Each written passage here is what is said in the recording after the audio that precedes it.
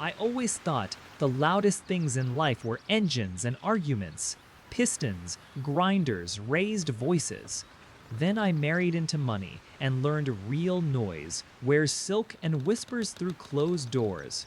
You don't hear it until it's taken half your world.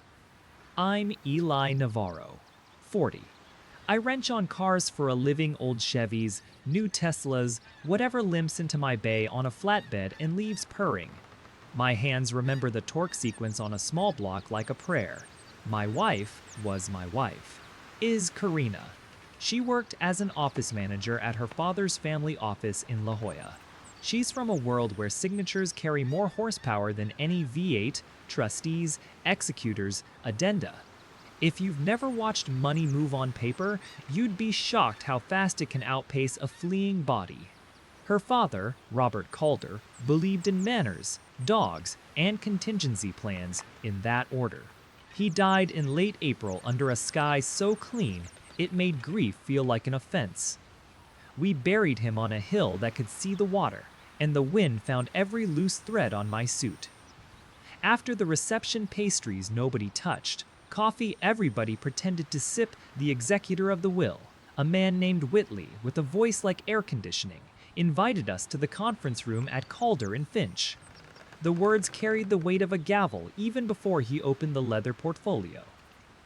I sat beside Karina, back straight the way I was taught to sit in court when I was a kid with a speeding ticket I couldn't afford. Whitley read with practiced solemnity, distributions to charities, specific bequests to staff who'd been with her father longer than I've been alive. Then, the part that mattered, Karina would receive a minimum provision sufficient to ensure comfort. The rest, remainder, residue, and all contingent interests, went to another beneficiary to be communicated in accordance with Addendum C. Karina's fingers tightened around the arm of her chair. "Another beneficiary?" she said, soft but edged. "Per the decedent's wishes," Whitley said, eyes smooth. "Certain addenda govern the timing and disclosure of." A courier knocked. I remembered that because the sound startled the room, real-life interrupting opera. He handed me a thick envelope with my name on it in Calder's blocky, careful hand. I opened it and found the first letter. "Eli, if this reaches you, it means I am under an ocean I can no longer name. I admired your quiet and the way you fix things without fanfare. If any addendum of this will goes missing or is altered, you are to look in Safety 2 at the Del Mar house. Combination. The year the Padres lost the series, reversed. I love my daughter, but I know the gravity of rooms she walks through. Protect yourself with silence, not show. R." I folded the letter back into its envelope because my hands were shaking so hard the paper felt like glass. Karina didn't notice. Her face had gone professional, a mask I only saw when her father was on speaker. After the reading, I drove us home down Torrey Pines Road with the windows down so I could breathe. Karina stared straight ahead like the freeway was calling plays I couldn't hear. "He's punishing me," she said finally. "For what?" I asked. "For not being his apprentice," she said, with a laugh that cut itself raw. "For not living the way his friends live. For marrying a mechanic." "Hey," I said, and laid a hand on her knee. She didn't move my hand. She also didn't look at me. 2 nights later, I waited until she fell asleep and drove to the Del Mar house, the one that smelled like lemon oil and beagles, because there had always been at least 2. The house manager, Arturo, met me in the kitchen with a nod that said he knew more than he said. "Senor Navarro," he said. "He told me you might come." "Did he tell you where Safe 2 is?" I asked. Arturo smiled, the tired kind people wear when they've kept a secret for a good reason. "Library," he said. Behind the Twain, he liked the joke. It took me longer to find the book than to find the keypad. I typed 4198 backward. The door side open. Inside, a flash drive, a single sheet of paper with a list of dates, and another envelope in Calder's hand. "Eli. Addendum C names you as the remainder beneficiary with conditions. If Karina or any agent acting for her tampers with the will, or if you are pressured into silence about such tampering, the remainder vests in you immediately, and any NDA you sign will act as a trigger to accelerate transfer. I left these letters with delayed delivery for a reason. If you're reading this, trust your instincts. When a document survives, a lie dies. July 10 will matter. R. I stared at the page until the words unblurred. The list of dates ended with July 10, last year. A memory surfaced, a fight in the library that night, voices brittle in a house too used to civility. I had stood by the French doors pretending to choose a cigar while Calder's voice went cold the way he could when numbers didn't add up. It had been about propriety, risk, conflicts. I'd gone to bed angry and uninvited. I hadn't asked why my wife's cheeks were dry when she followed. I took the drive and the letter and locked the safe. On my way out, Arturo stopped me with a look I recognized from the garage men who've seen engines die slow. Your father-in-law hired a private investigator to look after the family after he got sick, he said. A woman, Miriam. She loved the rules more than she loved him. He respected that. Her card is in the drawer near the stove. I found it under a stack of dog adoption flyers. Miriam Cho, Investigations. I took a photo rather than the card. When I put the drawer back, the house felt a degree warmer. Karina was awake when I got home, sitting at the kitchen table with a glass of water held like whiskey. You went to Del Mar, she said. I did. Did you find anything? She asked, eyes on the glass. Your father loved the Padres, I said. The joke landed between us and sank. She stood and leaned against the counter, the way people in movies do when they're about to say something practiced. Eli, this will is complicated, she said. Whitley is managing relationships with charities. I need to be in the room for those conversations. There are addenda that hurt more than they help. Sometimes the adult thing is to clean up. Clean up, I said. Destroy is a harsh word, she said, with a smile that asked me to agree we were civilized. Retire. Consolidate. The spirit of his wishes. The spirits on paper, I said. He preferred dogs to spirits. She looked so tired right then. I wanted to pull the words back, but they were out, and sometimes truth is a wrench that only turns one way. I didn't fight that night. I slept on the couch. In the morning, I called Miriam. She answered on the second ring, voice like granite in the shade. Miriam. Calder gave me your number, I said, and the silence on the line softened by a millimeter.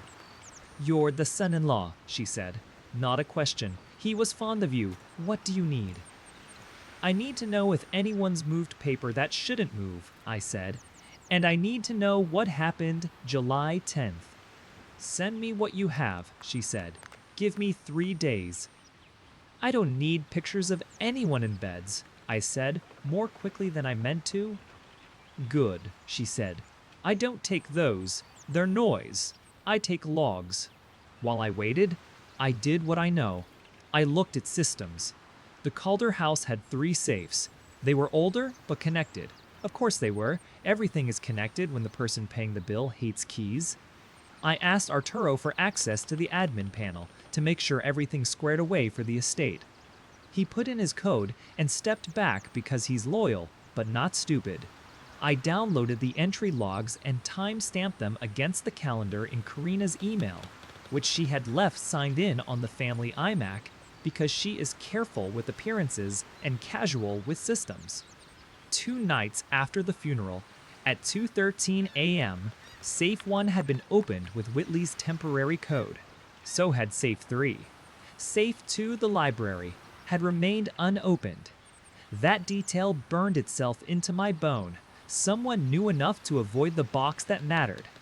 Whoever went fishing didn't know Calder's letters existed. Miriam texted me a link to a secure folder and a single sentence, "This is clean." Inside, PDFs of emails from Karina's account to Whitley with subject lines like addendum consolidation and document destruction guidelines. written in the polite tone people use when they've rehearsed saying something they know is wrong. Attached, a 3-page memo from Whitley titled Optional Retirements, outlining how certain addenda may be deemed obsolete to reduce confusion.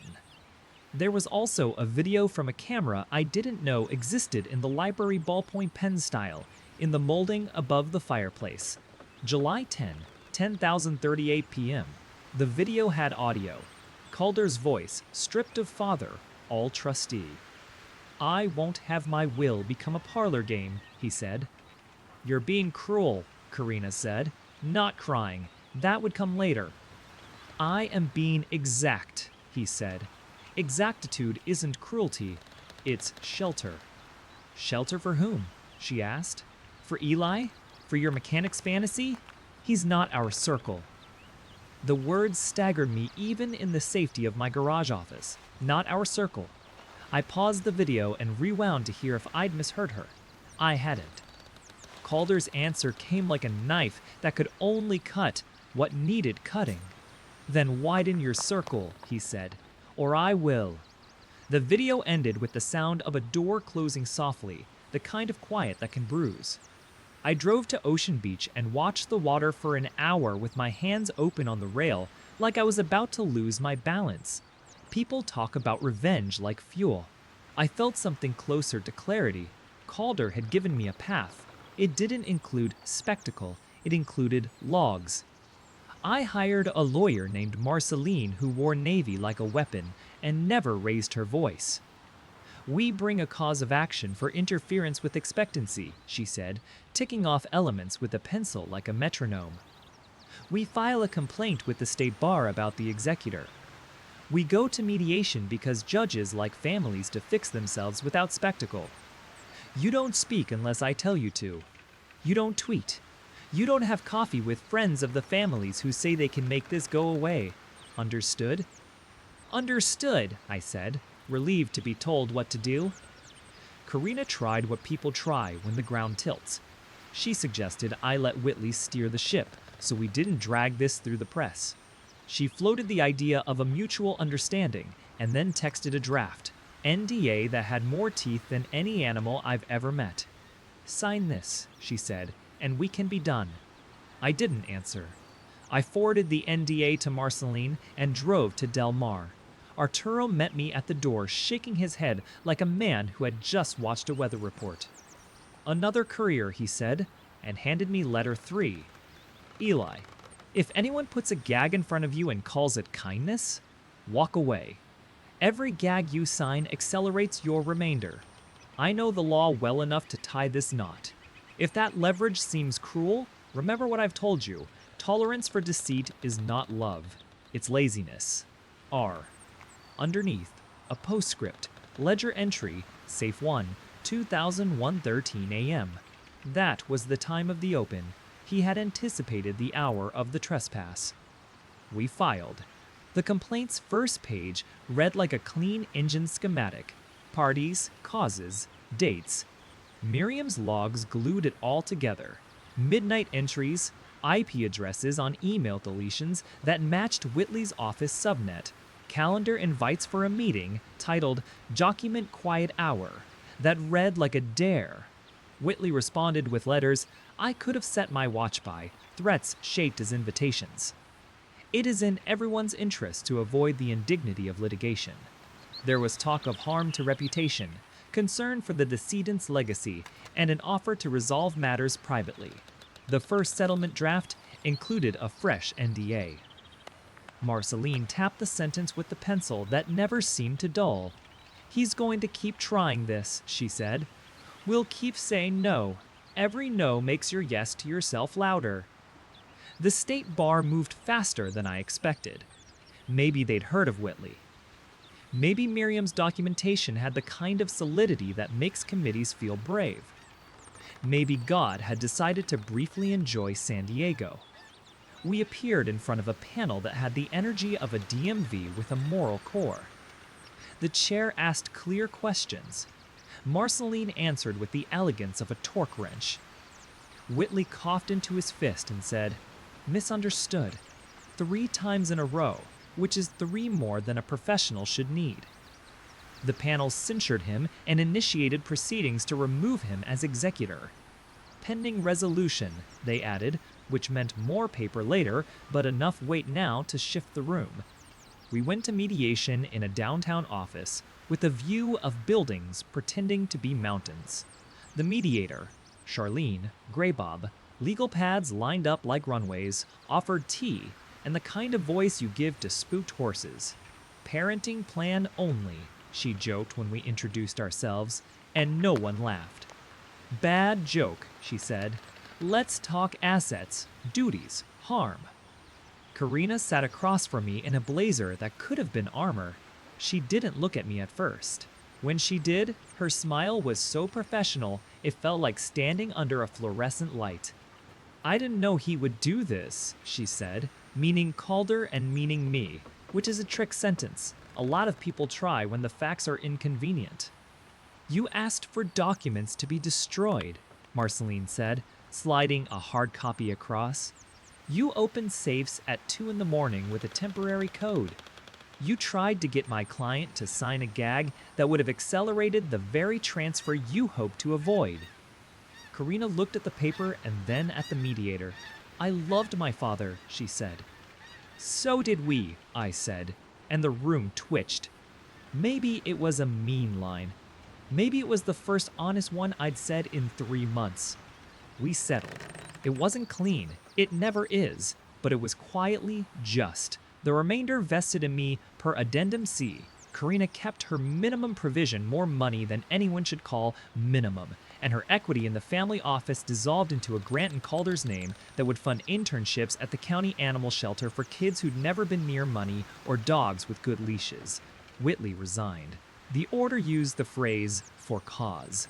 That's a phrase you can feel days later, like a bruise you earned. When it was over, Charlene slid her glasses up her nose and said the only sentence from a neutral party that has stayed with me since all this. Silence is an escape, Mr. Navarro. Sometimes it's a wall. You can build a house against it. Afterward, a board member approached me with soft eyes and a hard checkbook and offered an NDA dressed in the language of healing. No admissions, he said, just a path forward. I heard Calder's voice in the library. I am being exact. No, I said. You want to move forward, write a policy with teeth, and pay the people who keep power from behaving like weather. Miriam closed her folder and gave me a look I hadn't seen from her yet. A half smile that made her look almost young. You did what he asked, she said. I didn't do it for him, I said. I know, she said. That's why it worked. We never went viral. There was no theater, no 40-second clip projected onto donors' faces.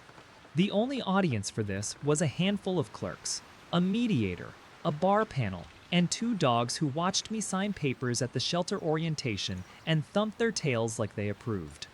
I wrote a check to fund the internship program in Calder's name, and a smaller one to buy better chew toys because even justice should squeak sometimes.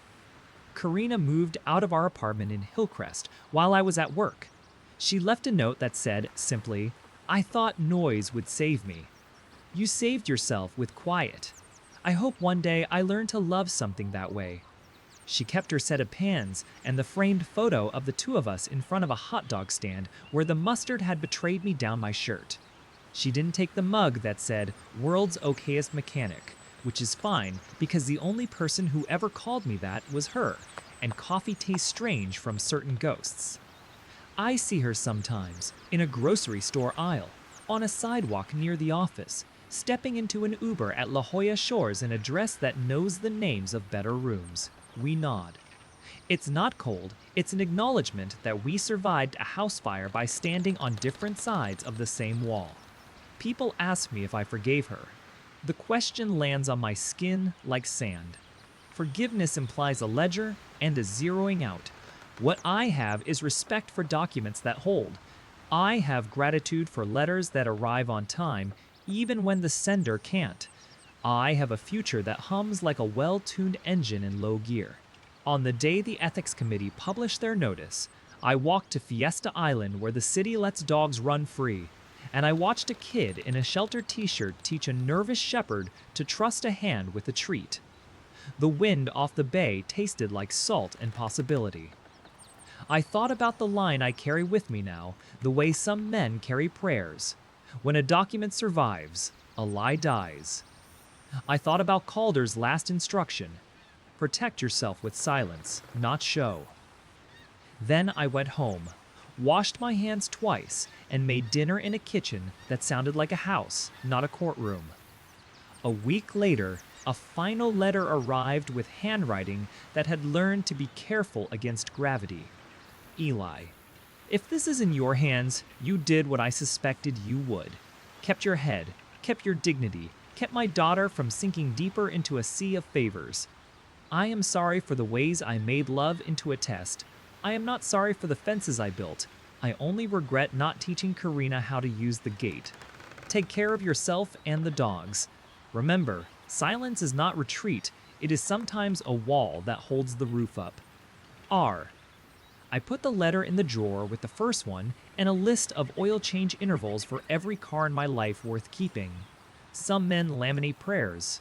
I keep mine in envelopes and torque specs. If you want a tidy moral, I can only offer the one I learned under fluorescent bulbs and inside too many rooms with air conditioning for voices. The right kind of quiet is not cowardice. It's courage squared away. It's walking past the microphone when what you have are facts and a pen, and a man who once taught his daughter the wrong lesson and left me the means to teach her a better one by refusing to perform.